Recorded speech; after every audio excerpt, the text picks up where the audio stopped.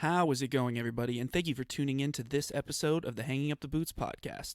This is part one of a two-part interview with Nick Crash. He was on the USS Boxer, part of the 13th Marine Expeditionary Unit, my deployment. He had very similar experiences, which we get into, but really unique, interesting guy who has a different perspective than most on the things that we talk about, not in small part due to the fact that he is trans, which obviously, shaped a lot of his experiences differently than many of the other people that I've interviewed so far. Really awesome experience talking to him and getting to know him and his perspectives on the deployment and the Marine Corps and society as a whole. So please give it up for Nick Crash.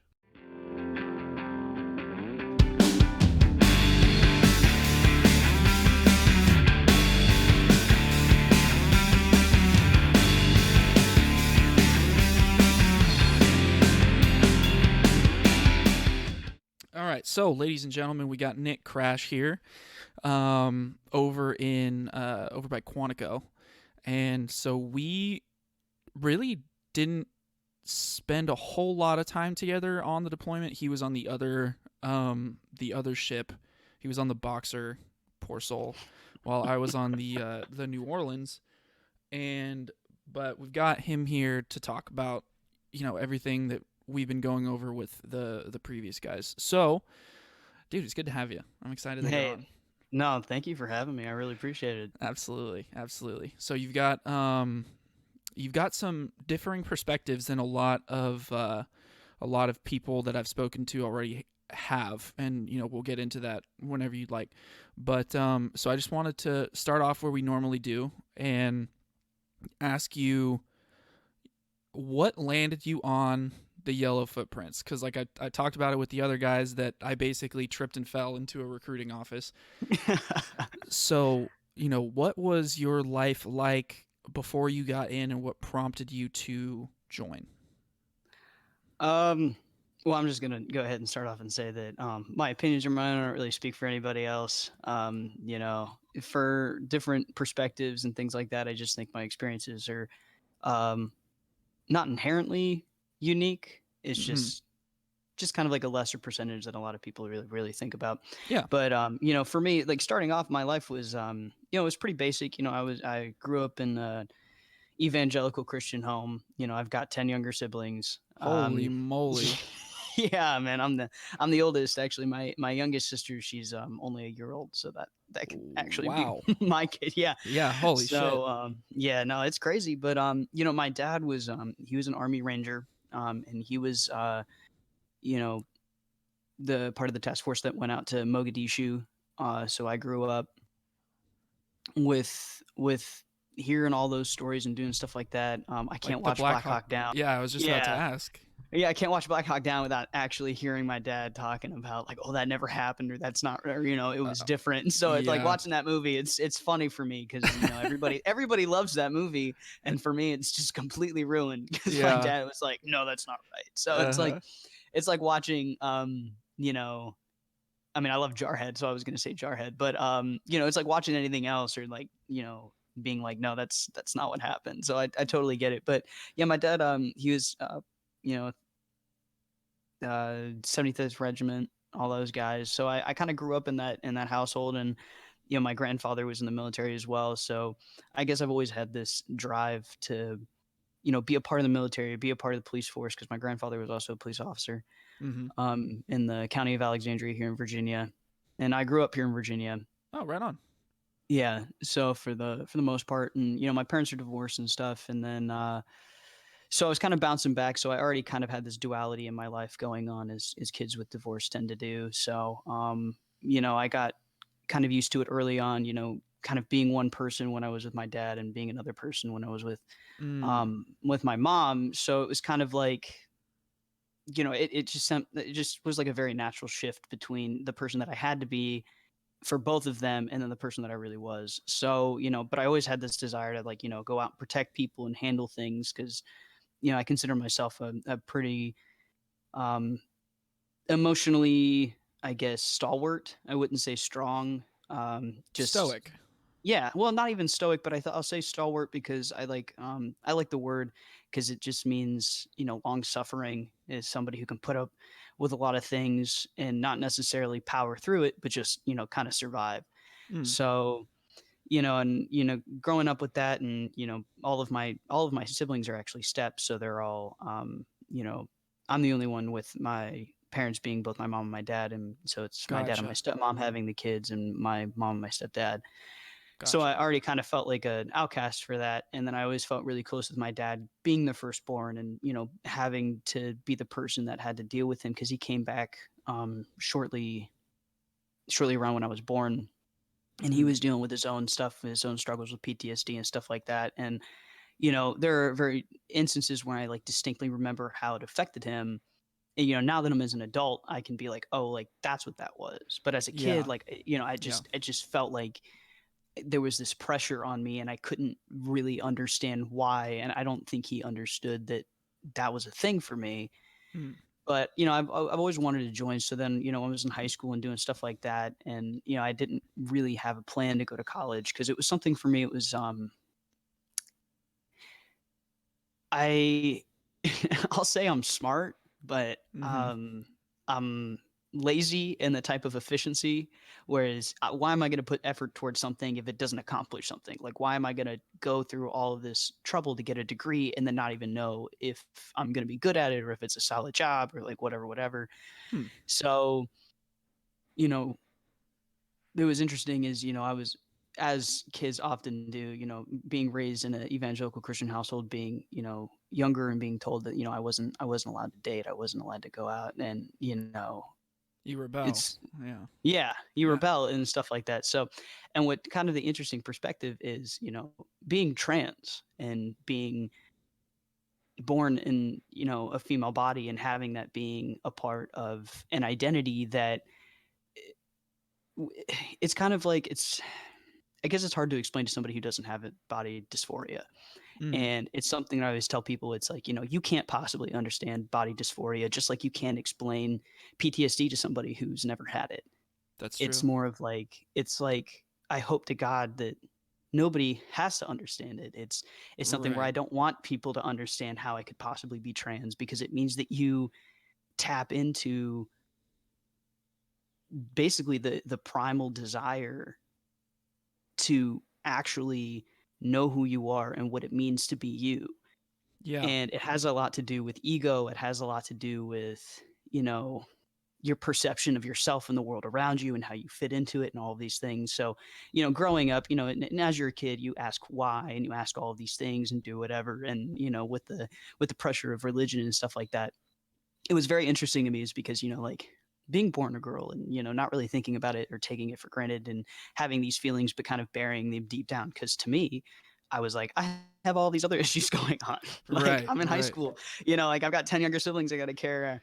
Oh, I don't have yeah. time for boys, like Yeah. my parents were like, oh, like you have to be sure to like remain a virgin. And my whole thing was like, yo, it's not hard to sleep with dudes. And at the time, I just thought like I was like at the time I just was like, yeah, this isn't hard at all. I don't understand. I'd be going to youth group and stuff and hearing all these girls and people just being like, oh, it's so hard to like love Jesus and stay a virgin. And I was like, high key, that has nothing to do with it. Like, Yeah. it's not hard. Like it's not hard. Like I mean, like I have no desire to like be with a dude, like whatever. And like, Right. as I started growing up and started being in high school and I started really thinking about like, okay, well, this is the end of my time as a child. My 18th birthday is coming up. That's being an adult. Like, what does that mean for me? And what is it? What do I want out of that? And it really kind of jump started this whole idea of like, oh, like I'm going to be an adult. Like it's not so much as like I'm not choosing to be with somebody or date somebody because it's like I don't have time for it. Like at this point, like that's kind of like you're an adult and like that's what you do. You go out, like get a job, you do all these things, but you're looking for somebody to spend the rest of your life with, Right. for love and things like that. And I sat there and I was like, what does that look like for me? And you know, Which is a whole nother layer yeah, of so difficulty it's than. something that everybody goes through. It's that struggle that everybody's like, "Oh my god, like I'm an adult." And then it kind of sent me on this spiral of like I don't really have an identity outside of what I've been told to have. Mm, And I find that anybody, even if they're, not trans, they have that. There's this subreddit that I follow, and it's Evangelical, and it goes through all of the struggles that people have when they're born into kind of an oppressive, religiously regimented lifestyle. Mm-hmm. And it's interesting because I'll read it and I'll feel so validated because I'm like, on top of all of these normal things, like that impacted me, and that impacted me in more ways than I can even comprehend. But it's like, you know, everybody assumes that, like, the foundation of the house is it. Mm-hmm. And then you never have to take anything for granted when you're buying a house. You're looking, if there's cracks in the foundation, but you're assuming that the bedrock underneath the house is good because why else would they build there? you Right. know so then for me it was like I was in the foundation, but then I'm sitting there and I'm looking at the foundation of, like, my house, my psyche, my ego, everything. I was like, yo, what is underneath all of this? Because I feel like the cracks in this there's something wrong with the ground underneath. I gotta figure it out.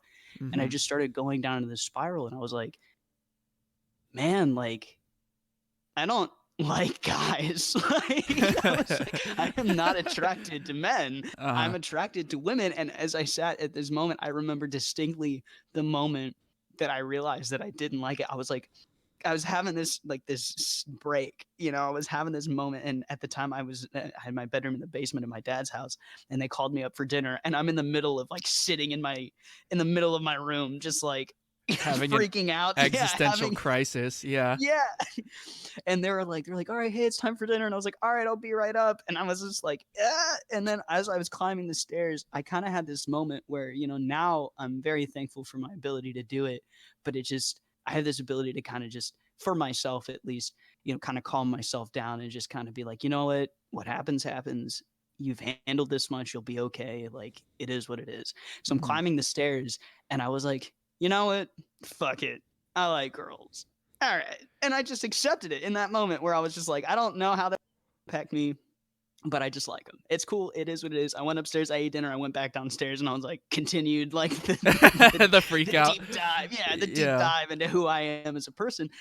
But it was just that, like, accepting that and then being like, okay, well, what does that mean for me? And then why do I like girls? And then it Mm-hmm. goes into, why do I find women attractive? Is it because, like, is it the physicality of it, which is like, okay, yeah, Mm-hmm. women are hot, women are pretty. It is what it is. Like, women are attractive. They're soft. Definitely. All the They're things. soft, warm, and they smell good. Yeah. Yeah, right.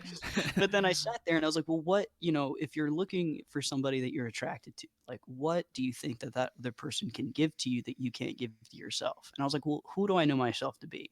I consider myself a protector. I consider myself a provider.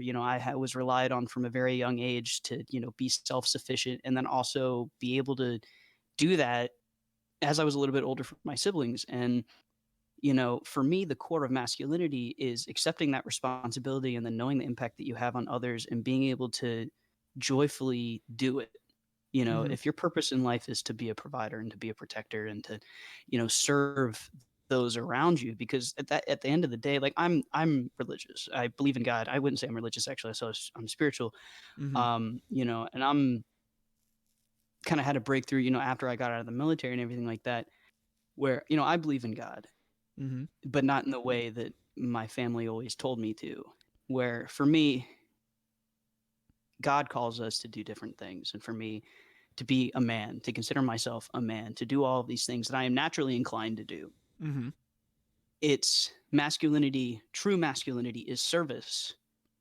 And to reject that idea of, I'm here to serve my wife, I'm here to serve my children, I'm here to provide a happy, stable home, I'm here to, make life easier for the people that I can make it easier for. That at the heart of it is true masculinity. That's healthy. Yeah. And that for me is how I know that I'm a man. Like, Mm-hmm. I don't have to sit there and prove myself and be like, oh, like, oh, I'm a man because of this and this and this. I have this conversation with a bunch of people all the time. I'm like, well, what makes you a man? Because if it's just your dick, like, what happens if your dick falls off? Like, what happens if your dick, like, for men, like, let's say, who, they step on IEDs and they lose their legs, and, they lose their dick in the process, right? Mm-hmm. They're still men, Yeah. because what Big makes time. them a man is who they are. It's themselves. They are who they say they are. And if we Okay. can accept that, and if it's and if you're talking on a physical level, like if you're only living on a physical plane and it has nothing to do with your spirituality or your personhood and your humanity on a sentient level, then that's very short-sighted because that's not us. We're not limited that way as a species anymore. Mm-hmm. Where, you know, how are you going to look that man in the eyes in a wheelchair and be like, "Oh, you're not a man anymore," when that man has accomplished more in your life than you ever will, or That's and yeah. has given up and sacrificed more than you ever will, and you'll never know that just by looking at him. Mm. And it's kind of the same idea as like, I know who I am. I've known who I am for a very, very long time. I mean, I'll say that I've known who I am since I was a child. And, Mm-hmm. that idea of every little boy wants to be a soldier just like their dad. Everybody wants to be a hero. Every boy wants to be Wolverine or Spider-Man or all these things, and that's Mm-hmm. who I pretended to be when I was a kid. Mm-hmm. It wasn't so much as the idea of gender was so pushed on me, or the idea that it was so important to me. It was natural. I didn't feel like I was pretending to be somebody that didn't already exist. Hmm. So my natural progression into going into the military for me is, my desire is because if that's how I felt and that's how I believe myself to be, whether or not at the moment if I believed in God or not, that's what I felt pushed to do. Excuse me. My joining the military was, to me, to see what kind of man I was, for me and for nobody else. Because So all of the so go ahead, sorry. no, you're good. You're good. I just wanted to just kind of clarify that. So, or not clarify, but elucidate on that. You, so because you felt like masculinity was the role of, protector and serviceman, I guess Yeah, in air yeah, quotes, but essentially. so that was a natural extension of your um partially because of the family history and stuff like that, but Mhm. that was a natural extension and expression and way to kind of continue not expressing but investigating and branching out into what you perceive to be the definition of masculinity. Exactly, yeah, Okay. and I think that, because I found women attractive, and it's I hate the idea now that as adults when we say, "Oh, that men and women can't be friends," like, that's not true. Mm-hmm. I think that, but when you're young like that, when you're less mature, and you attribute your sexual attraction to basically the worth of that person, And it's you're hard to just giga maintain. horny all the time. Yeah, right. And it's hard to kind of separate, the mythos of, now I'm sexually attracted to this being, and you build them up in your heads, as people do tend to do. And it was hard for me to maintain any kind of friendship with a girl, even as a girl, because I was like, and I look back, and signs were so obvious to me now, and to me then I was just like, well, maybe I just suck. Like, maybe I just suck at people. And at the end of the time, it was hard for me to really tap into that, and so I didn't feel like I had any close friends, and then I was discouraged from having any male friends because my parents, again, were religious and assumed that if I was hanging out with a guy, I Oh. was falling into a life of sin. So I was very lonely Mm. growing up. I didn't have friends. I didn't have good friends, loyal friends. I don't talk to anybody, eh, really. I've just now started reconnecting with people that I went to high school with, and those were really the people that I talked to when I was in my senior year. Mm-hmm. So, and it's like one or two of them, Right. or people who've been supportive of me throughout, or who've reached out to me and been like, "Hey, I don't understand everything. Let me ask you questions." And then we've cultivated a relationship outside of high school. Gotcha. But I wouldn't even say that I had friends, you know, because of the person that I was. Mm. And so when I was wanting to join the military, is because I was incredibly lonely. I felt like I had all of this desire, and I knew that I was looking for really like a brotherhood. Yeah. And it didn't just have to be men. It was just, I was looking to be a part of something that I had never felt like I was a part of anything in my entire life. I wasn't even a part of my families.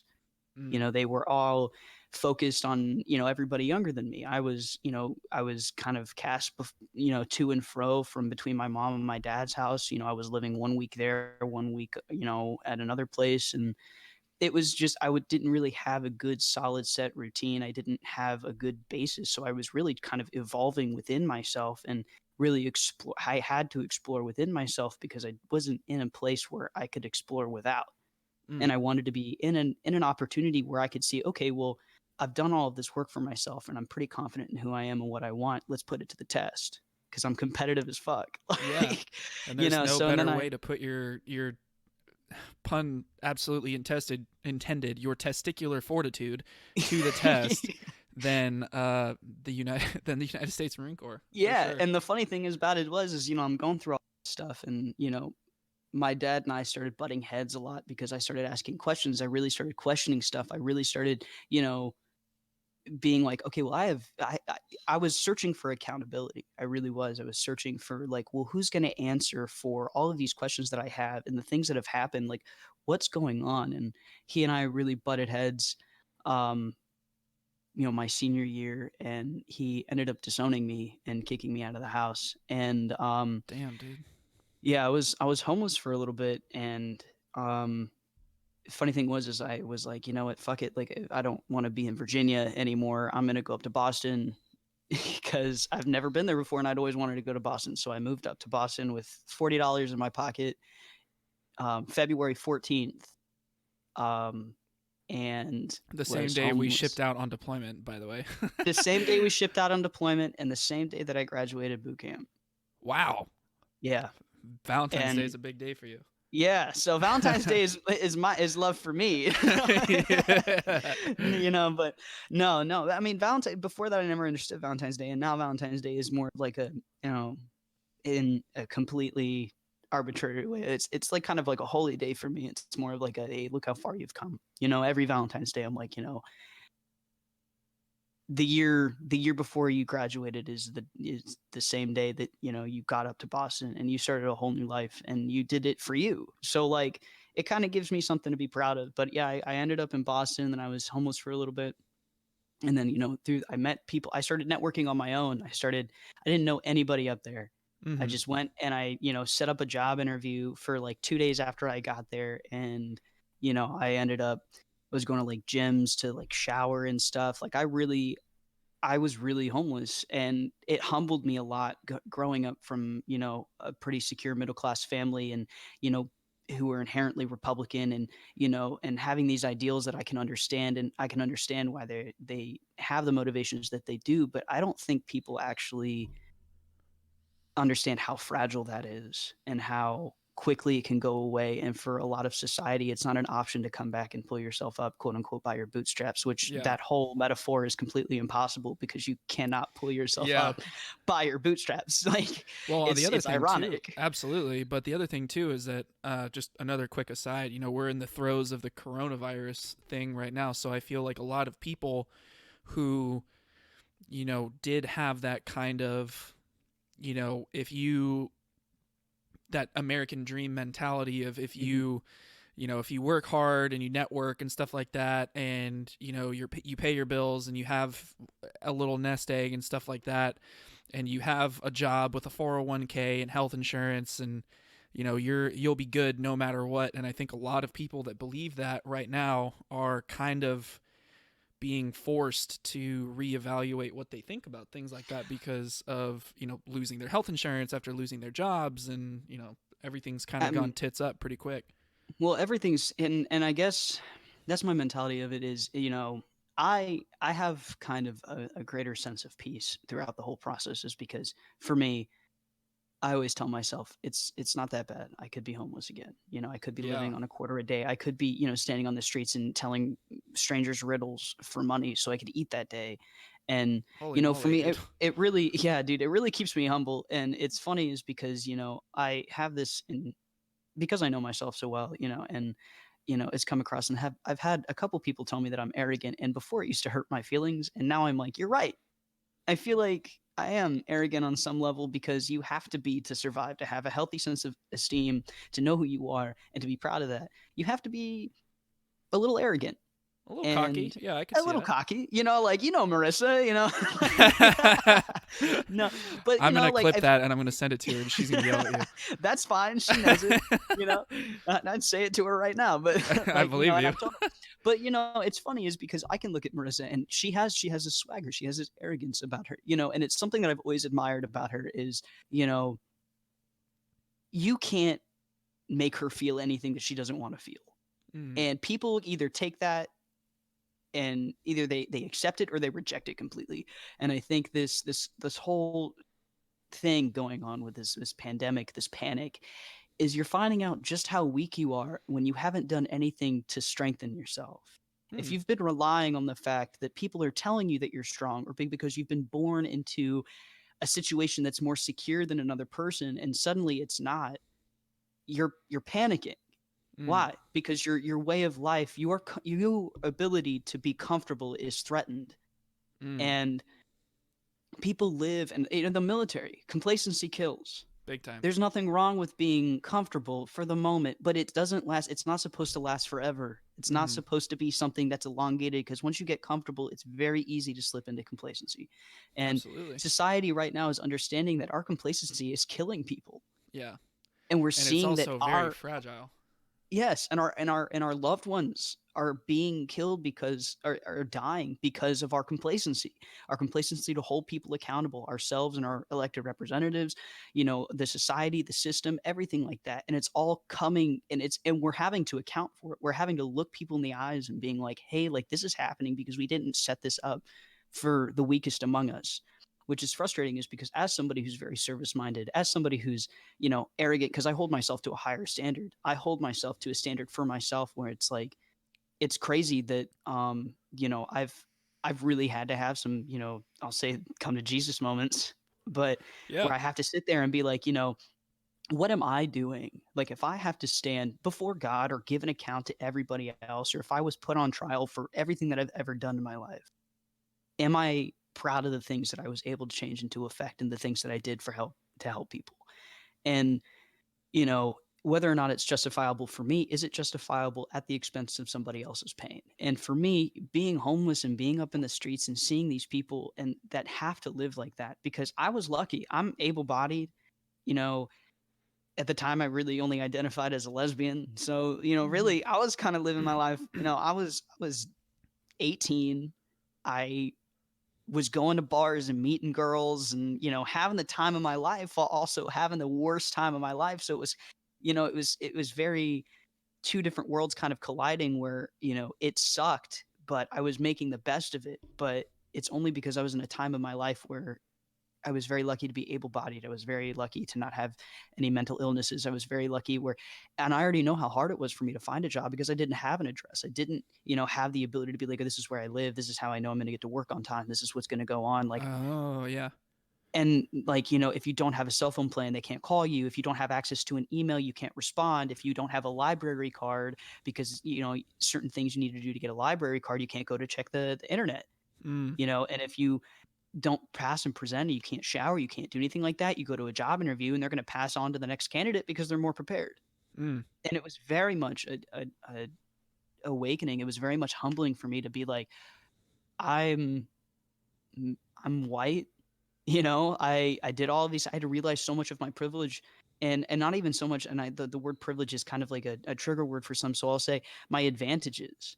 mm, The idea that I have just taken for granted, because for me, it's like, oh no, I've worked hard for everything in my life. Absolutely, I've worked hard, mm, but I've got to see that my hard work pays off in some way. And some people work hard their whole lives and don't see anything pay off in the way that it should. mm. And it kind of made me like check myself and humble myself and be like, if this is how hard it is for me to know what I'm capable of and to know like what's going on and what I'm willing to do for this job or for this opportunity and to do things like that, what about the people who can't, who, Mm. you know, have been homeless for years on end and they can't get the medical care that they need to treat the mental illnesses that are keeping them from holding a stable job? Well, Like, that's the protector and the yeah. provider in you. You're like, damn, these are things that I was able to make happen, but that's why, I want to, that's why you want to put yourself in a position to affect change for people that can't help themselves. That's actually Absolutely. that's one of the things that I said. I mentioned it before, but that was one of the reasons that I wanted to be a cop, is that I've never had a bad experience with a cop ever. Hmm. Like a perfect example. I was at work yesterday, and two sheriff's deputies. We have a sheriff's station like 200 yards from the brewery, which is awesome because Nice. people don't act out when they know that there's cops, a stone throw away. But but yeah, two sheriff's deputies rolled in to make sure that we were following the quarantine rules, basically, because we're only allowed to do beer to take home and stuff like that.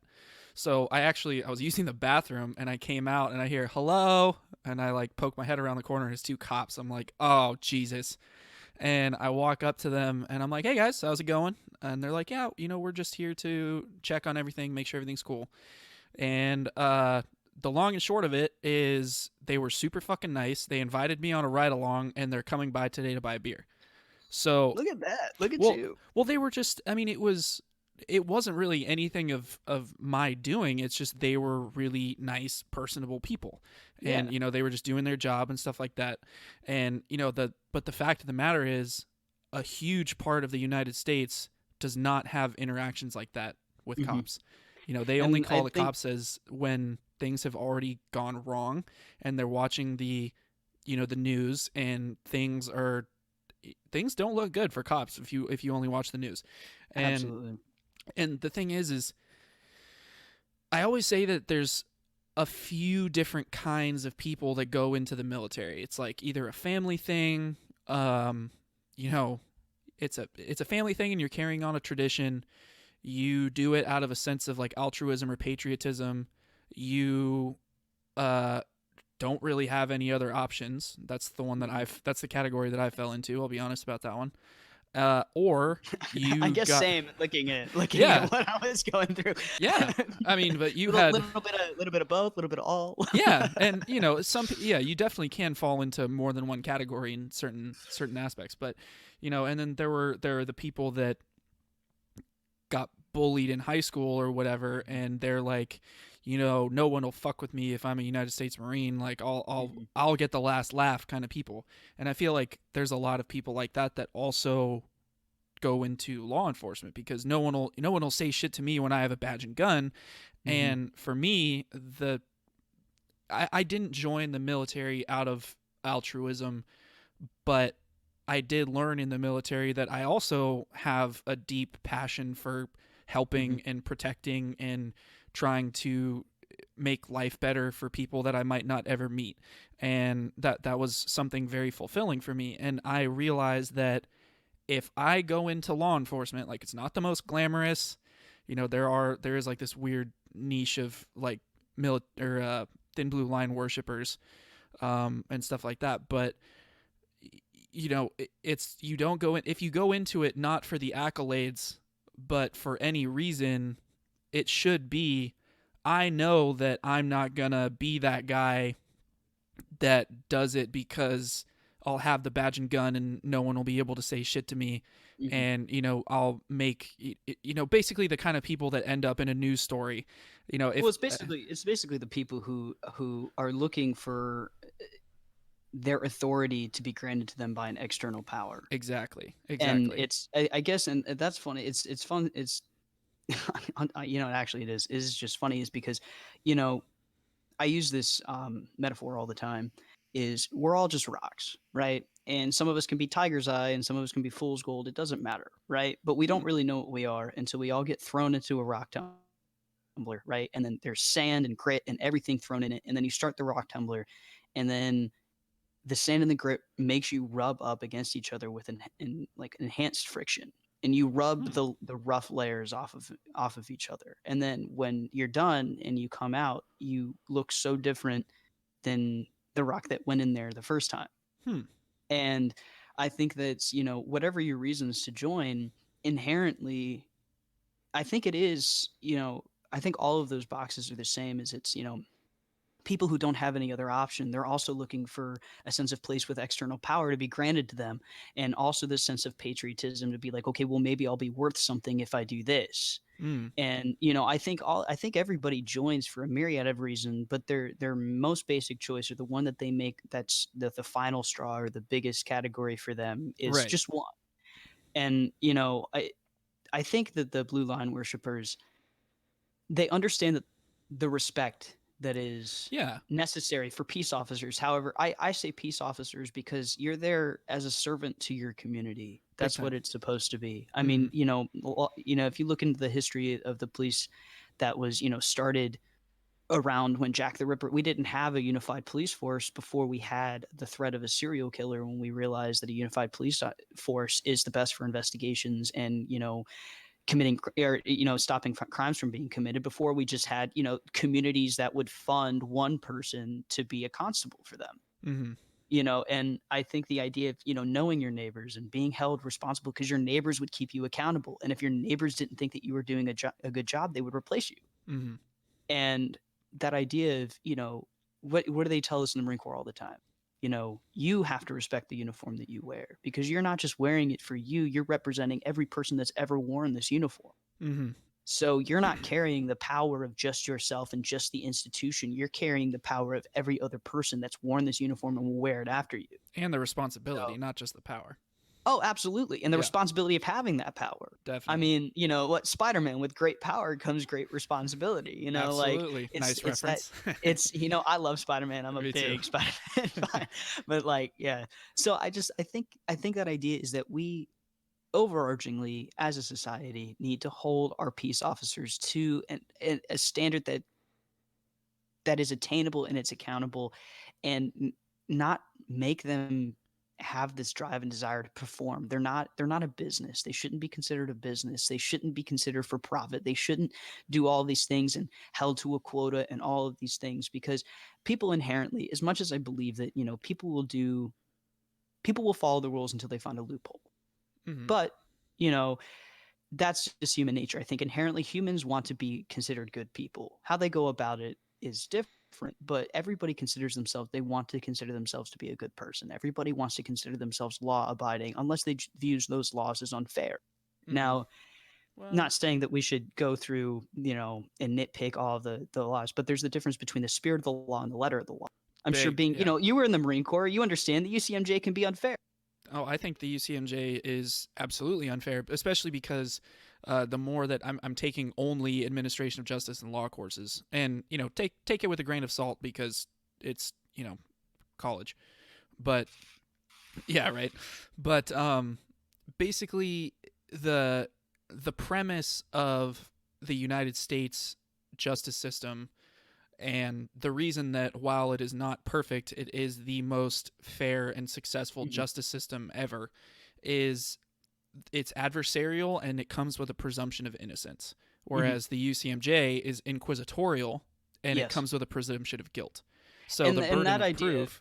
yeah, Go the ahead. burden of Sorry. proof is, no, no, you're good. You're right. I'm sorry. I don't mean to keep cutting you off, but No, no. I totally feel you in that. Yeah, the burden of proof is for you to prove that you're innocent, rather than the assumption of you already being innocent. Exactly. And I guess it's one of those things where it's like, that's what keeps our military in order. As much as the UCMJ is unfair, as much as we can all rally around each other, and it doesn't matter where we come from or background, we can all sit down with our local barracks lawyer and be like, hey man, like, what's going on with this? And if somebody's your friend and is fair, and that's what I love about the aspect of the military, is it's hard to stick up and tell your friends that you're wrong, that they're wrong. It's hard to stand up and tell your friends that they're fucked up. It's hard to sit there and hold your friends accountable, but at that point you're also respecting yourself, because you want somebody to hold you accountable in the same way. So it's almost as if, I believe, and this is probably unfair, and I have a lot of unpopular opinions, which is fine, but I think that if you're going to be a peace officer, hold yourself to a higher standard and have other people hold you to a higher standard, like the UCMJ or things like that. We should have something like that for law enforcement. Mm. Like, we have them do internal affairs and do all things like that, but then they're put on administrative leave and found to do nothing wrong in a civil court, when they hold more power and more responsibility than an average citizen does. Well, a lot of times that happens because of rules that a lot of times that'll happen in like double jeopardy cases. So like, for Mhm. example, the Rodney King beatings, um, somehow those dudes were found not culpable. No, was it Rodney King? It might I have th- been Rodney King. I I think mean, it, even or if no, you're it was OJ. It was OJ Simpson. Oh, Yeah, because yeah, yeah, yeah, The yeah. Rodney I know King beatings, exactly what those you're talking guys about. went up to a federal appellate court and they were Mhm. found guilty, and in a federal criminal court, it wasn't civil. Yeah. But with OJ, he was found not guilty in criminal court, and then he still had civil liability, and so he was found guilty in civil court, I Yeah. think, for like wrongful death or something like that. Yeah. But I mean, I you guess definitely can be held criminally accountable, and you should be. In a lot of yeah. cases, you are. Like, I one of my friends, who works in law enforcement, he the day he got hired, a guy was getting fired for starting an inappropriate relationship with a woman who he had been investigating her husband for domestic violence. Like, he had responded to a domestic violence call and Uh, then like got the woman's personal cell phone number or something. Yeah, uh, it was ugly. oh, But that's sketchy. yeah, Okay. big time. Yeah. And And so that's I'm not saying that they don't I guess it's just more of like a we instead of looking for all of the reasons that like people are held accountable because it's good. It's good that there are. And I'm not saying that overarchingly like that it's completely unheard of for people to be held yeah, no, accountable. It's definitely. more of just like you should be outraged when Mm. people aren't held accountable or when things are just swept under the rug like because it not only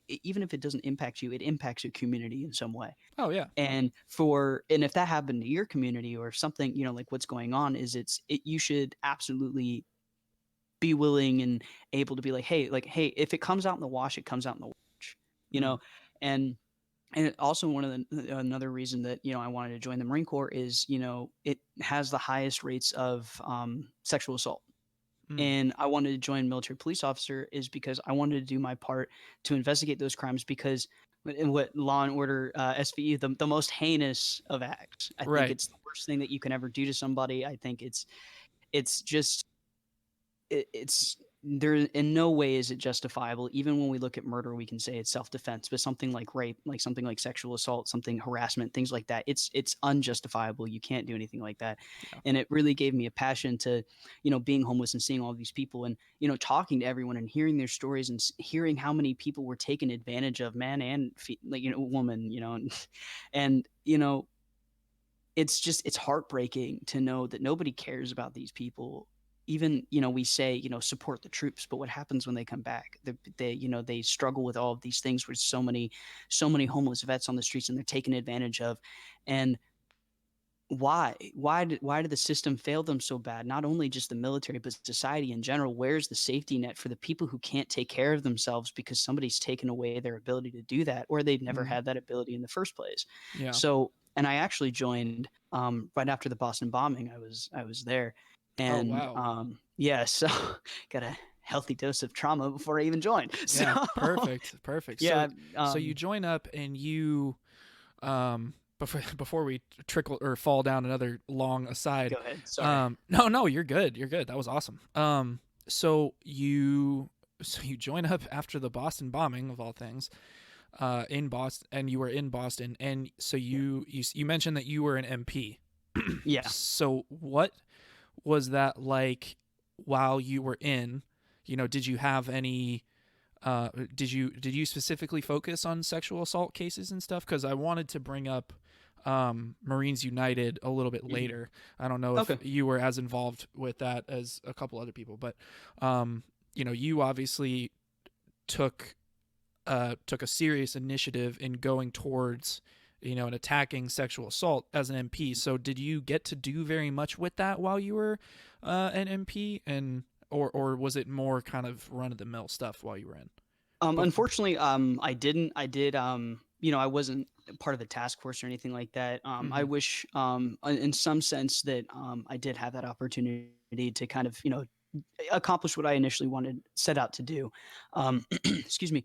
But what's funny is that even though I wasn't part of a task force, And having that mentality, I find that sexual assault affected me and those around me on the same level that I was expecting it to, even though I wasn't a part of a task force, if that makes sense. You know what I mean? Like the impact was still the same, but my ability to do anything about it was not. Oh, okay. And so, you know, it's just interesting. And even before we get there, like, so when I was in boot camp, I actually stayed on Paris Island for 6 months as a recruit because Oh I my broke both gosh. my legs, and then What?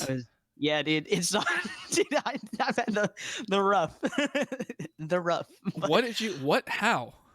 yeah, I hiked to the range on a broken leg because I dropped one of those weights doing a clean and press on my kneecap and it split my fibula in half. Oh my And I God. didn't want to say that my leg was broken because I didn't want to get dropped because I was like, I was homeless before. I don't. Yeah. Yeah. And then on literally on the crucible after I healed, I went to FRP, which that is a whole other conversation talking about the interactions of women when they're injured. The idea like the idea of gender inequality in the military, in the Marine Corps. MRP, the male rehabilitation platoon is split up in three. You have the guys with mental issues that they didn't know before they went in. You have men with physical injuries, and then you have men who are sick, like with pneumonia or Okay. something like that, right? And they split them up into three separate platoons, and they have three separate squad bays. For the women, we're all together. Oh. They put you all together. So you have somebody sitting in the corner, having a psychological break, and then my ass is on a full length cast in the bed right next to her, and then somebody else is sick with pneumonia right next to me. That's healthy. And yeah, no, it's bad. And it's like psychologically, I think the hardest thing that I've ever been through besides being on the Boxer was just trying to survive FRP. And then finally I got out of there. I dropped into a platoon and then they already hated me because I was a drop and I already gamed the system. I already knew what was going on. At that point I realized that boot camp's just a game. Yeah. And and then on the Crucible hike on the way home, I stepped in a pothole and I spiral fractured my ankle, and then I ripped my ATFL, and I was 50 yards dead ass, 50 yards away from the parade deck. Like I started crawling towards the Oh my parade deck, God, dude. and my drill instructor hated me, so they didn't pick me up. And finally, one of the officers, she like picked me up, and she's like, "All right, let's get you over there." And I was like, "All right, cool. Like I'm gonna be a Marine." And they were like, "Oh, like I take these crutches," and I was like, "With all due respect." Because at that point I could say I. Yeah. So I was like, I am not using crutches to accept my EGA. So there's this picture of me literally balancing on one leg with tears streaming down my face from both pain and also like, fuck it, finally I'm here and I did it. Relief and pride. Yeah. Yeah. Yeah. So holding my EGA and like that was awesome. And then I had to stay for another 4 months as a Marine on Paris Island before I could even go to whatchamacallit, as I forget, MCT. Yeah. And yeah, so then after that, did all that stuff. And then, yeah, and then being in the schoolhouse, they separate you between PMO and field when you get done with your training. They basically train you for both. You get OC sprayed. Don't recommend it. It's not fun. Nope.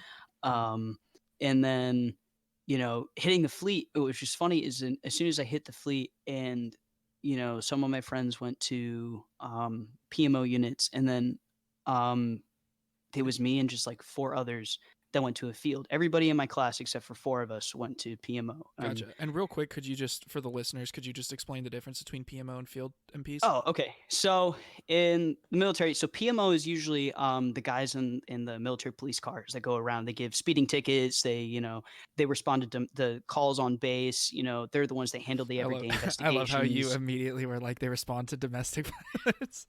I was like, Yeah. oh no. They're the ones that do what you consider like a standing sheriff's department to do, Yeah. right? Mm-hmm. And so like in the space, and then you can have like fap outs from like infantry units who go and they stand the gate and they throw the salutes and they check IDs, and like Yeah. that's usually where the boots from when they're tasked to a PMO unit go. Now when I was field, you are attached to units or to companies that get attached to infantry units Okay. or units that deploy and things like that. Mm-hmm. So, when I first hit the fleet, immediately we were starting to do a workup with LAR to go Okay. to Jordan. So, like, I had, I think, maybe six in the fleet to kind of catch my breath. And then as soon as I hit the fleet, literally, I had one of the NCOs as we were giving me the tour of the barracks. He's like, "Hey, like, don't make friends here. There's a drug ring." And I thought he was joking. I was like, "Ha ha ha! Like, we're all Yeah, pigs here." Like, punk in the boot. Haha. haha. And he's like, "No, no, no. Seriously, we have a drug ring. Like, don't trust anybody." And I was like, "Oh, whoa, Wait, fuck." what? Yeah, Is it? there And was this is the LAR that had the drug ring, or no, the it Field was MP first. company? It was the Field MP battalion. It was Oh the my yeah, God. the law enforcement battalion had a drug ring problem, and that's when I was like, "Oh, this is reality, dude." Holy Like, moly. you have all these ideas, and you're so proud to be a Marine, and then and I think that MPs especially, and I'll speak for that because I've never really been anything else in the military, but Yeah. No. I think there's this idea of like, if you're going to be a radio operator, you're going to operate radios, Yeah. and but being an MP, it's like, yeah, you've got to make sure that people are like good Marines, And following and the UCMJ and yeah, normal and doing this laws. stuff, and yeah, and so you're basically you're upholding. It's your responsibility to uphold the good order and discipline to keep the Marine Corps, sustain being able to be sustained. And so this idea that I was like, I thought we were supposed to be like The good guys. better than that, Yeah. Yeah. and then being told as a brand new boot, scared out of my mind, having gone through all of this adversity already, to be like, finally, I made it. Somebody selling coke out of the barracks. Like, Oh my God. and it's just funny is because, in true bureaucratic corruption, the battalion did everything in their power to hide it and to not be held accountable. So immediately I had this chip on my shoulder, excuse me, because I was like, well, what's the fucking point? Yeah. How could Like, I go? How could I, in good conscience, go and do this while I know? Oh my God, yeah. bro. And it That's was heavy. crazy because I sat there because I'm sitting here and I was like having this moment. Point, like my dad and I hadn't really been talking. Like he did come to my graduation and we started like repairing our relationship after he disowned me. And I just remember calling my dad and I was crying because I Mm. was like, I went through all of this for what? Like, for what? Like, now I've got 4 years because MP contracts are for 5 years. I was like, I've Yeah. just spent a year going through layer after layer of hell, and now I have to sit here for 4 years and like just look these people in the eye and not know if I can trust them or not only with my life, but like in just doing what you said that you were going to do, Yeah, like and that's a being a good person. yeah, and that's a double whammy because you join the Marine Corps searching for a sense of brotherhood or camaraderie Exactly. and a community that you can trust and lean on, and the first thing that you get told when you get there is don't trust anybody. Yeah, It's like, not. don't talk to anyone. Yeah, Like, it's not nearly as crazy, but I mean, the couple guys from Radio Battalion that I've interviewed so far, we made the jokes that DLI and the SIGINT schools are so long, and the fleet seems like this mythical place that you'll never reach. And then the first thing that they got told when they got picked up by the duty van, after finally reaching the promised land of 1st Radio Battalion, is, yeah, this place sucks, everyone hates it, you're gonna hate your life. And you're like, fuck, man. like when do I get to succeed? Like, when do I get Exactly. to like my life? Yeah, when does it Like, get better? It actually, I real quick aside, like that actually was a big problem for me because it literally like Pavlovian trained me to constantly be waiting negative. on something else to come along, like constantly waiting to take the next step for that next step to be better. Like I I'm was, like you know what I nodding mean? with my whole body. No, I Yeah, feel that. Oh, yeah, you're right. It does expect you, and it traps you in this cycle of negativity because you're like, well, even if it's positive now, it's not going to last, and it's just going to suck even more than before. but And when I get to this next place, it'll be better. And then it yeah, never was. yeah, And that fucked me up pretty bad. yeah. And I Dude, think it's that's so. wild. Isn't that crazy though? Like, Yeah, because I that's think so. about it sometimes. Is it? Do you have Oh, any idea if they ever got caught? I do know, yeah, that there was a. It's a funny story, actually. It was I think it was like my second week, and it was my first time doing barracks duty ever. And I'm going around, I'm checking the doors, I'm doing whatever good, little boot style. And so I'm like, rolling around, and there was a door that was unlocked, and it was like, it was closed, but you know how the door jams are, so it was technically open. So I knocked and I opened the door just to see like if I had to secure it again, and I just saw some dude finish a line of something off his copy table. And I was Uh, like, I sat there, I sat there, dude, and I had this moment where I was like, well, what the fuck do I do now? exactly. Like, You're like, because I'm I here was for. like, because I picked up Lance when I was in the schoolhouse. So I'm just a little baby Lance corporal Yeah, looking at this guy, and I think he was a corporal. just ripping a And line of coke off his coffee just table. ripping, I don't know. No, it was meth. He Oh ripped my. a line of meth because I went down and he was already in trouble with meth. And he had just gotten off a restriction or like whatever. And I guess he was already getting kicked out. So he didn't really Give a care. shit. Yeah. Yeah. So, but I sat there and I was like, and he was like, what's up? And I was like, and like just, and I was like, your door was unlocked, like justifying what I was doing in the course of my duties, but Yeah. feeling like I just walked into this incredibly private moment. Like, I'm sorry I So violated your privacy, even though it was my job. I'm sorry, Corporal, that I caught you breaking the law. Yeah. Like, Oh my so god. I went down to the duty hut and I was like, and he's like, and the sergeant was like, what's up? And I was like, like, I Yeah. just think I saw this guy. Don't know what it was, but you should probably go see, because I was like, because I didn't know if it was drugs or not. I don't, because Marines are fucking weird. They snort Yeah. like Skittles or, Yeah. like what it was, whatever else, I was like, I didn't know because, so I didn't want to sit there and say that it was drugs, but I was like, I just got told that there was a drug ring. Yeah. And I didn't believe it Until yeah. until now. Like, so then, yeah, they went down and they tested him and he tested positive for meth and he ended up getting kicked out anyway. But it was just like this huge, like, Wake up call. blow. I was Yeah. like, oh my God, what the fuck? And I was like, get me out of this battalion.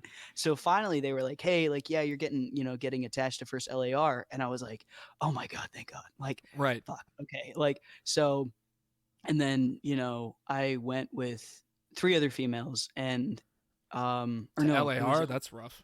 yeah. So I went, actually, no, there were only three of us. So there were only three of us.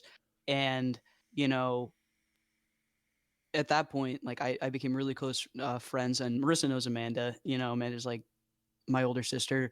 They both are, and so like we got really close or whatever. We were roommates, and it was just funny is because Amanda's like conventionally attractive, and I guess for me it was really funny is like having the time of my life in Boston and then joining the Marine Corps. It like completely switched my perception on being attracted to somebody and then really understanding like who they are as people. Because not that I hadn't ever considered women as people, but like having this understanding that I was like, oh, like I like women, and then being like, oh, like they're people too, while also being like, but I thought I was a girl, was also like this huge, like, Yeah. I'm just sitting there, I'm blowing through ceilings as soon as I meet them, and it's just like I was making all of this progress and having all of this stuff thrown at me. So I would say I felt very overwhelmed, and and I would latch onto the things that at the moment made sense to me, which was I had not the best attitude with my NCOs. My NCOs sucked. Don't get me wrong; they were fucking terrible. Well, they were running a But drug ring. yeah, yeah, no, but there's some of them that I could look at some of them and be like, that's the kind of leader that I want to be, and overwhelmingly, my corporals weren't that. And then at no point did I ever feel like they wanted to get to know me until finally, like one day, and this is after the first deployment and everything. I broke down in the car with one of my corporals next to me, and I was like, this is everything that I'm dealing with, dude. Like, I don't know what to tell you. Like, at the time my mom was having like a breast cancer scare. Like I was going through so much, and I Hmm. sat there and I was like, I'm just going to talk to you like a person because I'm a person, and you're have I not done enough to prove why I deserve to be here for you? And if the answer is no, then I have nothing left to say to you. And then I don't give a fuck about your authority over me. And it kind of was like a wake up call for him, just being honest with him, and not because I felt like I could trust him, but because I was just like, dude, like you have an impact more than you know. Yeah. And I think having to be that vulnerable with somebody that I knew didn't give a shit about me, and then having him flip and being like, hey, dude, like, I'm really sorry. Like, I've got my own shit going on. And I was like, yeah, everybody does, but like, you're in a position of power. Like, you're fucking with me just to fuck with me, even if I don't deserve it. And on some level, I understand it. But like, this doesn't just end when I go to bed and wake up the next morning for PT. Like Yeah. this is way more than you realize. And you know, I actually had like pretty much positive interactions with him after that. You know, it wasn't so much like we were chummy, we didn't become friends, but you know, whenever I'd ask him why, he would understand I wasn't trying to do it to make his life terrible or really questioning his authority. I just needed to understand it's like because it helped me, you know, compartmentalize everything. And you know, you lead people different ways, everybody processes information differently. So it was kind of like I got taken more seriously, and therefore I started taking my job more seriously and my own responsibilities. So I started, you know, having a better attitude towards work and doing all of these things, all the things that they tell us as leaders that we're like, oh, that doesn't work. It But worked for me, good. you know. And it was one of those things where, you know, when I became CEO and I don't care if my junior Marines like me or not. I was rough, you know, I didn't mince words. I sat there and, you know, I did my absolute best. And sometimes I failed, but at least I can go to sleep at night knowing that, like, if they came to me and been like, hey, I'm going through this problem, I would be the first one sitting there knocking on the captain's door. I wouldn't even wait for his fucking sergeant. I'd be like, hey, ma'am, his wife can't go to this baby appointment by herself. We need to send him. Hmm. There's nothing we're doing that's important enough for him to go to the field for the next 3 days because we're not doing anything. Send him to go be with his wife because she's a high risk pregnancy. Like, it Hmm. doesn't fucking make sense. Yeah. Like, if we really care about our people, we're going to do this. And I got in a lot of trouble for some of that shit, but I was like, you know what? Like, that's what we're supposed to do. Yeah. I wish, like, if I had been in that situation, that somebody had done that for me. Exactly. And That's what being an NCO is all about, is being the NCO that you needed when you were a PFC and a Lance Corporal. oh yeah, absolutely. And I think it's one of those things where, you know, I was super lucky to be able to form really good relationships with, you know, like Marissa and Amanda and things like that, going to LAR and going to Jordan and getting deployed in that situation and have percentage. Because at that point, you know, up until the schoolhouse, really, they separate you based on gender, Hmm. you know. And so at that point, I had really just been surrounded by women, just like I had been pretty much my entire life. Right. And then having to jump through those hoops, and then suddenly now I'm in a predominantly male atmosphere, which to me, like, I was like, oh, this is natural for me. I feel better. You Yeah. know, I These are feel my better people. being in a, yeah, like, these are my people. Like, they're all Yeah. dumbasses and I hate them. you know, Yeah, I like, was attached to LAR too, and they are all dumbasses, and I hate them, but I love them yeah. so much. Oh yeah, and I still talk to a couple of those guys. I mean, and then we didn't know each other long, you know, and it was like, you know, like going out and deploying and then, you know, being, and what's funny and it's ironic is, you know, identifying as lesbian at the time, I had my hair cut short. I complied with the male standards as much as I could. I Hmm. stuck with the order, you know, I did, you know, I went to the gym, I did all of these things, you know what I mean? So on some level, I was taken more seriously than the other females because I guess for men, it was like, oh, okay, like you don't look different. I find that men are very visual. They're very, you know, my unpopular opinion like this is if you really want to join the Marine Corps, everybody's got to shave their head. How much are you willing to sacrifice to go join the Marine Corps? Because at that point, you're Mm. not there to be attractive. You're there to do a job. Like, That is a hot you know, take. it is a hot take. It's one of the hottest takes That's because interesting though. I Total mean, for me, conformity. it is total conformity because the first thing that a man notices when he goes to boot camp, that a man could have long hair too. He could spend years growing his hair out, and he has to cut it short if he wants to go join the Marine Corps. And then when Mm. you're a recruit and you look over and you see these women who inherently, just like that, they look different, completely different than you. You're able to tell immediately that they're women. Why? Because they kept their hair, and Mm. somehow that places them on a hierarchy that doesn't involve you. Hmm. So if you're really supposed to work cohesively as one unit, something as tiny as visual differences, something as you don't have to sacrifice what I've had to sacrifice in order for you to be here. And therefore it's viewed as easier. I will say that female drill instructors wage psychological warfare on a level that we could argue with all day that men don't, but Well, bro, I've heard that before. like I've heard that. some of that shit was like, oh my god, like, you know, okay, call me a fat bitch all you want, you know, like, oh, you're bitch made, okay, yeah, that's fine with me, dude, but if the second you start going after like any kind of issues on a psychological level, I'm like, I don't think you could say that. You know, Yeah. like, so many times women were told by their own drill instructors, like, oh, you've only joined the Marine Corps because your daddy didn't love you, so you're here to find a guy who will fuck you as well as you think he should. And I was like, oh my god, what? Holy moly. Yeah, dude, like, dead ass in your face, like, telling you, like, oh, your only worth here is finding a man who will give it to you in boot camp from another woman. And Oh. you're just like, I sat there and I was like, okay, hold on. Yeah. Like, Wait. pause. Yeah, wait. Hold on. Hold on. Serious timeout. Serious Yeah. timeout. Like, Hold on, I need to go cry for a second. That's yeah, no, not even to me. I would cry for others. So these girls, because I'd be like, listen, I know my dad, but like,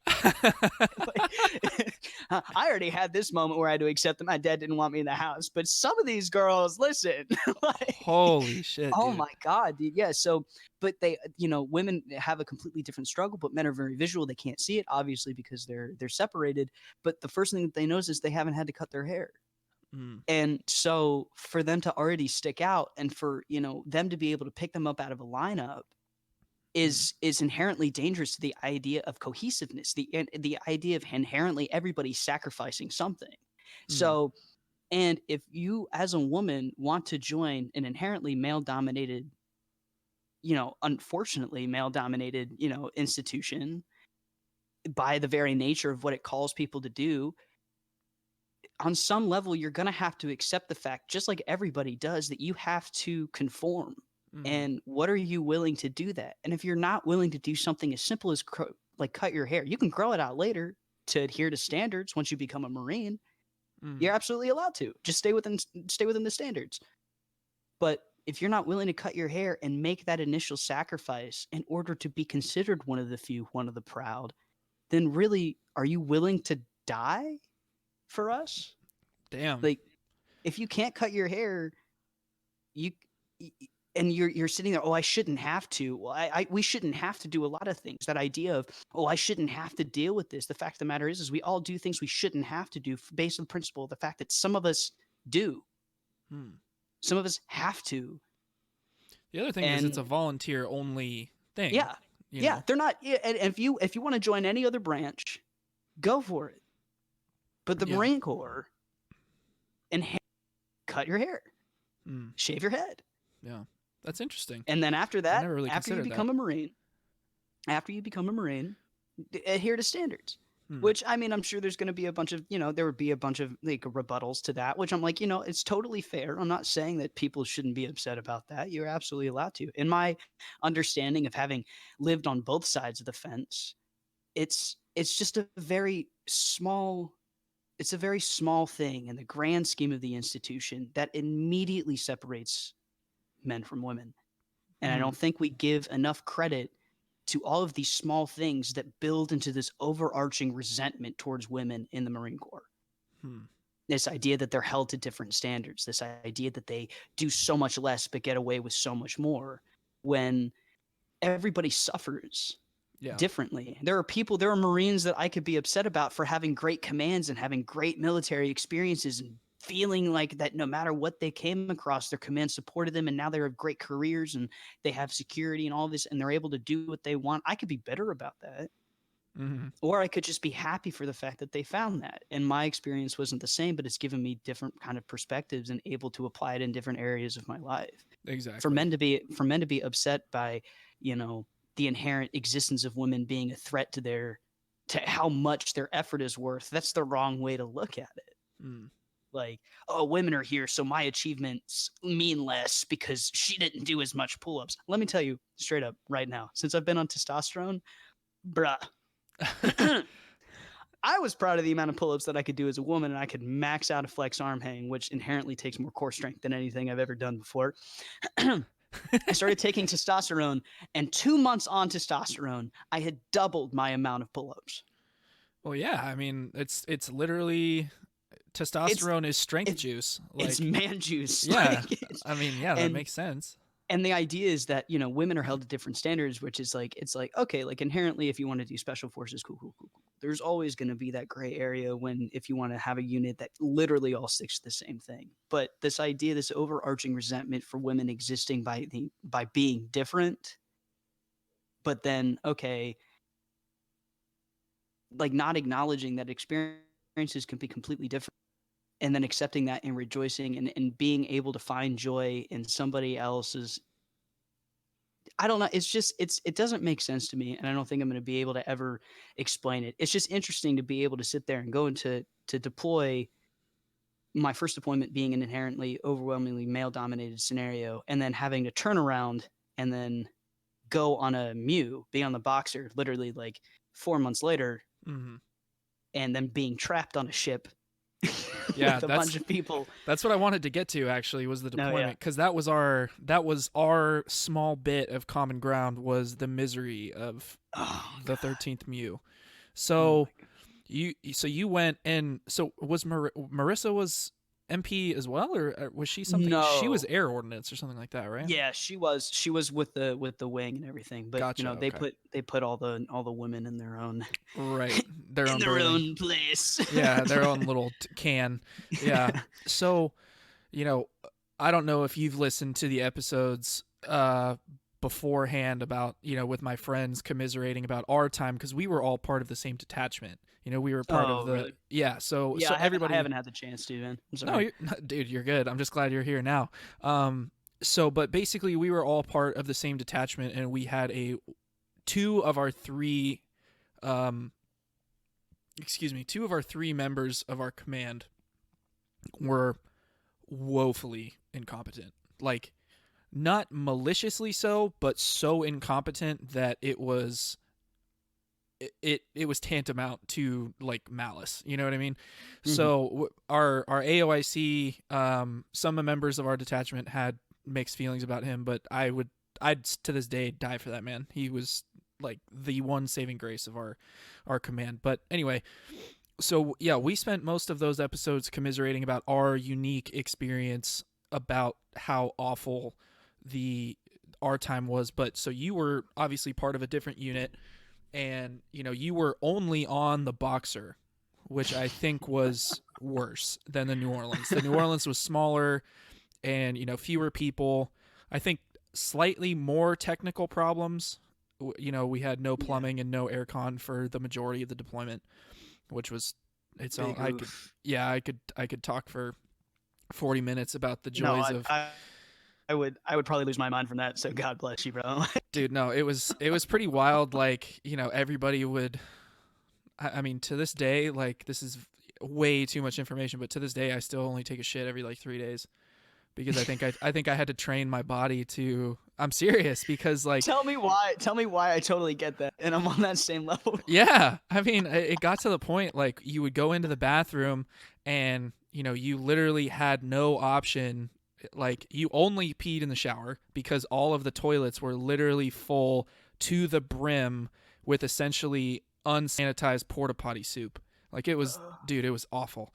And then they would start working for like a couple hours, and everybody would like line up and frantically get their shits out, because you knew it would invariably break again. Yeah, it was a mess. But anyway, you were on the Boxer, which had its own slew of problems. So give us like a quick rundown of your experience on the Boxer that was so awful it was memorialized in a tattoo. Yes, yes, and not just me. It was multiple people who got this "never again" tattoo, which is hilarious. Yes. That is hilarious. Well, it was funny, is the idea actually came from the workups. Like, we knew it was gonna suck so bad. I was like, yo, at the end of this deployment, I swear to God, I'm gonna get a "never again" tattoo. Hell yeah. And at the end of it, I was like, we called it. Yeah, Like, big time. Because the this is workup was, terrible. I can't speak for your workup, but ours was not as bad as the deployment, but still pretty bad. I truly want to say it was just the bureaucracy of being on the ship with the command element, because we were attached directly with the command element being MPs. So were we. So yeah, so like yeah, but we had like, and you know what? Honest to God, nothing bad to say about Colonel Henderson. Love that guy. That dude's terrifying. Oh His yeah. hands are as big as our head, man. Like, he could just. For those of you listening, Colonel Henderson was, I could not remember his name for the long. Do you remember the Sergeant Major's name? Because I could not. Oh, Slade. Yes, Slade? that was Yeah. it. He was awesome. But yeah, so Colonel Henderson. He was nice to me. Yeah, Brandon had a great story about Sergeant Major Slade. But Colonel Henderson was the commanding officer of the entire Marine contingent on the 13th Marine Expeditionary Unit. So 3 ships worth of Marines, thousands of people, and he was. Imagine if you put James Earl Jones in The Rock's body, you had Colonel Henderson. Oh no, who's that? Who is the guy from the Green Mile? Ving Rhames. right? No. Hold on. Hold Isn't on. it? I'm gonna search it up real quick. No, he's like this big, jacked Yeah, dude. from Pulp Fiction. Yeah, same thing, right? No, no. Hold on. Dude, I haven't seen The Green Mile in so long. Michael Clark Duncan. Yes, thank you. Okay, yeah, you're right. Yes. You're right. You're right. Yes, he had James Earl Jones's voice and Michael Clark Duncan's body, Yeah, just a little bit shorter. yeah. But Like, he was awesome. I did like that guy. oh, he was great. I just love the way he went like that. I counted once Me in one of too. his speeches how many times he said like that, Yeah, and he averaged what was it, 3 like that's per minute. something like that. Yeah, and it It was it was. was it was phenomenal. It was great. And the second somebody brought it up, he stopped doing it. Oh, I didn't even notice that he stopped doing Yeah. it. Yeah. We made a meme. It was just his command picture that just said like that. And it was great. It was phenomenal. We used to sign it on everything. That's legit. But yeah, no, I think just being stuck on the ship and then, having so many people in the Boxer. I mean, just the bureaucracy of it, man. Like I'm telling, okay, so when I say I complied with all of the standards, so they had a new haircut thing come out, right? For females where we could get a fade. Do you know how many times? Okay. I had to get that order out, laminate it, highlight it first, and then keep it in my breast pocket because so many SNCOs were just like, hey, that fade's unauthorized. And I'm like, well, actually, according to MAR admin, whatever, yeah, it's not. It's 10:30 or 10:20 tack 34 golf changes 1 through 5 official. And Yeah. I know And that but one because well, I no, had really long that's the hair. order. Oh That's the yeah, yeah, order. yeah. But the MAR admin was something or another, but like it came out in that October 2015, Okay. right before we deployed. So I carried that That's out and got a hilarious. fade, and I was very happy that I could get a fade because being trans, I was like, yeah, it's closer, like Yeah. No, for closer to sure. being a dude. Cool. So like I was like, all right, I'm gonna hold myself to a standard that I would hold myself to if I was a male Marine. Gotcha. So, but actually, the female order for that is actually more stringent than the male Marines are, is because when you had a fade, it had to be within a quarter of an inch, at least a quarter of an inch, within 2 inches of the hairline, but the top of your head could only be an inch long. Whereas for Oh, males, it's 3. it's 2 to 3. Yeah, it's 2 to 3 inches. So for Oh. us, for females wearing a fade like that, it's shorter than what males could do. Weird. Isn't that crazy? Isn't that weird? Yeah. So I was actually holding myself to an even higher standard than even male Marines. Yeah. So I had to keep that order in my pocket, and man, I was just dogged. Like I would be in the chow line, and somebody would come up and be like, "Hey, that hair's unauthorized there, Marine." Like, and like they would say it to me so often, and they knew who I was. It got to the point where I thought they were having meetings in like the command deck to be like, "Hey, like we have to go after like Corporal Crash, like or like fuck that kid, like And I was like, like. I was actually a Lance Corporal on the deployment, and like Lance Corporal Crash, like da da da. And I used to think that they were just targeting me because it would just be just me. Yeah. Yeah. And I was like, what the hell, man? So I kept it in my pocket. It got to the point where it got all the way up to Sergeant Major Slade. Oh, And he wow. called me into his office and he was like, all right, what's going on there, Marine? I'm like hearing because people are calling for my NJP. That's Because crazy. they were like, oh, this Marine isn't listening to lawful orders. This Marine is out of regs and like keeps like talking back when really I was just pulling the order out of my pocket. And I was like, Sergeant Major, I sat down, I pulled it out, I looked at him. I was like, is there any other way to interpret this language than the way that I'm doing it? Mhm. If there is, please tell me, because then I will comply with whatever you say. Yeah.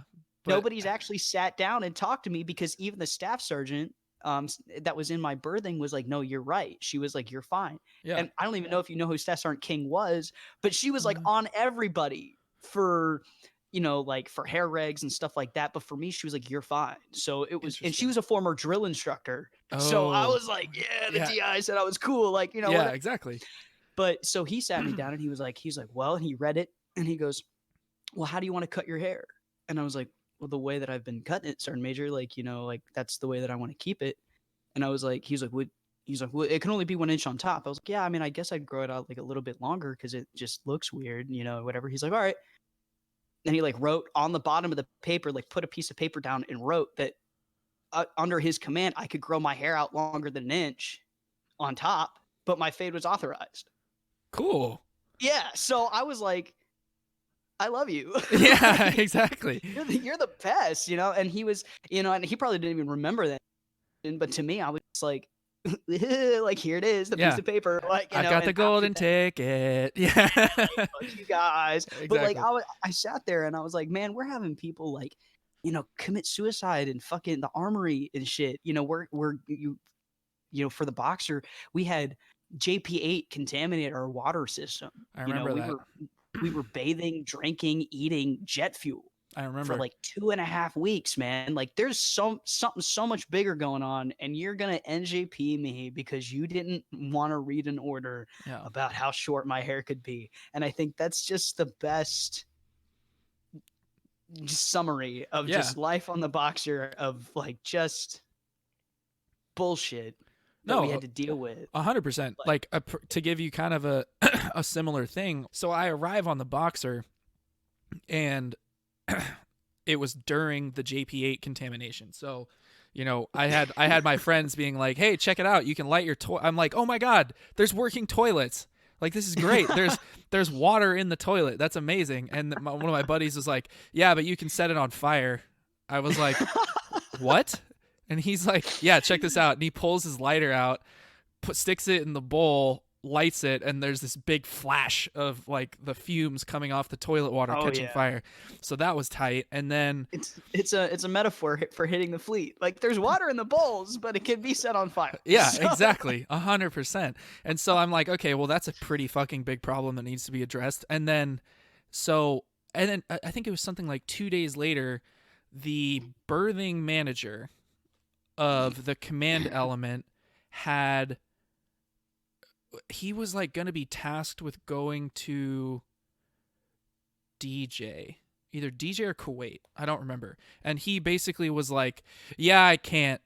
And they were like, "Why not?" And he goes, "Well, I don't have any of my gear." And they were like, "I'm sorry, what? what?" And he goes, "Yeah, well, being a barracks manager and now a birthing manager, I didn't think I would need any of my SIF gear, so I just didn't bring it." So he brought like one duffel bag of like skivvies and civilian attire for port calls and stuff, and that was it. Like he didn't have his pack, he didn't have a plate carrier, like a flak, an NV, or like anything at all. And so, well, do you remember when we had like something like 7 gear inspections in the course of like a week and a half? It Yes. was because of that guy. That was why. I'm sorry. No, I'm serious. And so I'm like, okay, well, I knew it. I knew it. I knew because we had a girl whose flak and stuff was stolen. Her sappy plates and all that stuff was stolen around the same time. oh my gosh, yeah. So they tasked us with the investigation and everything. So that was like what I was handling. And then suddenly we were having all these gear checks, and I was like, Yeah. this isn't just for this. No, Like, it was because they went and they were like, holy shit, how many people can we literally, because you have to wear a flak and Kevlar to travel by Osprey or in the yeah. CH-53s. So when he literally wasn't able to leave the ship on any military aircraft because he didn't have any of this gear, and they were about to offload a fuckload of people. And so they were like, well, holy shit, how many people Yeah. exactly, how many people can we literally not move because they don't have it, they just decided to completely ignore the gear list and didn't bring anything. And so that was like the week that I got to the Boxer, and I was like, okay, so we're having like serious chow problems, like we're like running out of food constantly. Oh my God. Yeah, I forgot. You know what? How could I even forget about that? Because I took pictures on my phone and showed them to my mom. We had one corn dog Yeah. at one point, one slice of bacon, and like half a teaspoon of eggs. Yeah. And they were like, "Oh, well, come back at lunch." And I was like, God. Yeah, no, I got there and I was, I had nothing to do on the deployment, for most of it at least. So I was going to the gym regularly and I was hungry all the time. And so, I'm going to mid-rats and all that stuff, which for the non-MEU people is the meal that they serve at like the wee hours of the morning between dinner and breakfast, for night shift people and whatnot. And so I went to mid-rats one night and it was literally one slice of white bread, exactly, and it was like the Chef Boyardee, like ravioli and meatballs or whatever, and I got exactly 3 raviolis and 2 meatballs, and then an apple that was like the size of a small tennis ball. And I was I will like, say okay. I will say during all of that, so what's unfortunate about this too, if you want to laugh about my own suffering as well, is I was on ship tax in the mess deck Nice. during the whole JP8 thing. Hell So yeah. not only was I, and then we had to dump trash over the side of the ship, which Yep. for all our listeners and stuff, we put everything into the ocean. Everything. We're supposed to excuse me. We're supposed to pick out the plastic trash. I went into this with Brandon, but I was under the impression that we were pulling out the plastic trash, and so yeah, that's a big It sad. just depends. It depends on who's dumping your trash. Really, it's up to it. But like we're putting metal in there. We're putting everything. If somehow a bag of plastic makes it into the trash, into the bag or the sorting that it's not supposed to be there, you rip it open, you dump it out there, like because you got like a ton of trash to get through every night. So Yeah. here I am being covered in rotting food that's Yeah. been marinating in the mess decks for the past day, and then I'm smelling like trash and nastiness and kitchen and hell. And then I go take a shower and then I smell like JP8 fuel. Yeah. And Which that is was literally jet fuel. and dead ass, that was the roughest I think my mental health has ever been. Yeah. Was and being clean, especially after being homeless like that, being clean for me is very important to my mental health. It's because I'm very aware of it. So for me at that point, when I was already dealing with ramifications of my first deployment, and then being stuck on a ship and dealing with all of this stuff, having my own stuff going on at the time I was married, you know, I was in, Wait, my married? marriage just What? kind of, yeah, I was married, bro. I got married after my first deployment, and then it was kind of all falling apart on my second one. I was dealing with my own stuff, Right. so it was, everything came to a head, but here I am like standing in the shower of jet fuel, just Yeah. like, can it get any worse at this point? Yeah. Can my life suck anymore up until this moment? Yeah. Like, just is it just, am I doomed to suffer forever on this plane of existence? Like, I think I actually, and at that point I like didn't believe in God. I didn't have any faith or anything, but I just kind of literally sat there and was just like, God, what the fuck? Yeah. Like, why, man?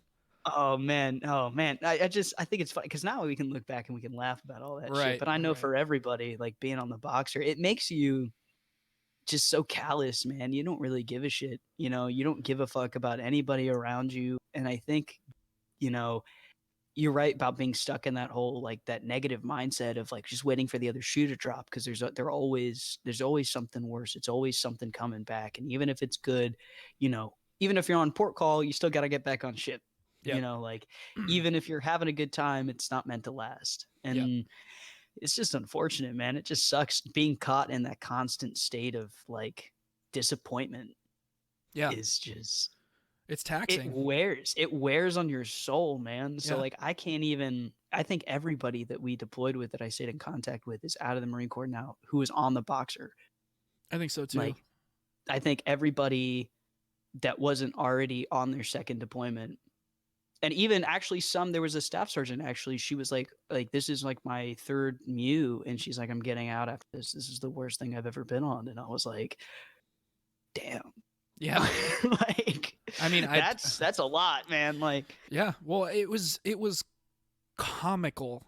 Like you say, we can laugh about it now, but looking back on it, you look back on boot camp and you realize, like, wow, boot camp is this hilarious parallel universe where the rules don't matter and everything's made up, and it's just this giant, like, and you're always wrong. You're always wrong. 100%. And it's just this giant mindfuck until you figure it out, and then it just becomes. But there's like, a purpose. Slapstick comedy. Yeah, exactly. There's a purpose behind your suffering. Right, definitely. But then you realize, like, I look back on the deployment and it was so it reached a level of absurdity that I don't think has been paralleled in my life before or since, because like, even it surpassed boot camp in the sense that it was like, there was no the redeeming quality of the deployment was the fact that the only redeeming quality, really, other than the traveling to other, like, the port calls were pretty dope. And even then, it wasn't worth it. Well, I don't know. I look back on the port calls with with a lot of a lot of nostalgia, a lot of I made a That's lot of fair. happy memories and in the ports and stuff. The ones that I do remember because I was pissed Exactly. drunk Yes. the I was most of just the about time. to say. Yeah, I Yeah. was What I hammered do most of the remember was time. great. Exactly right. But I mean, even the times that I don't remember are pretty hilarious. Like I remember the first night we were in Thailand, we found because when everybody on the Boxer went to Hong Kong, we went to Thailand, Mm, and so we found the first night in Phuket, we found an Irish pub of all places. yes. And yeah, it was awesome. And they were doing a deal, like the happy hour deal was 95 baht, which is the Thai currency, Mm. to was were or you could spend that much and either get a pint of the domestic beer, so like Singha, Tiger, the Thai lagers or whatever, or a shot of well tequila. Isn't that like $1? So the conversion rate when we were there was 72 baht to a dollar. So it was like a Okay. dollar and 15 cents for either a pint or a shot. And that went exactly how you would expect it to. Oh, absolutely. Yeah. Oh And man, and I mean, I was beautiful. drinking heavily before we left, and then we were at sea for 5 or 6 weeks. And then so my tolerance was nil. And then we get there, and then the coolest thing is there were no ports in Thailand or in Phuket. I hope I'm pronouncing that right. I'm probably not. But Fuck where it. yeah, right. Yeah, exactly. That's what we called it. Was fuck it.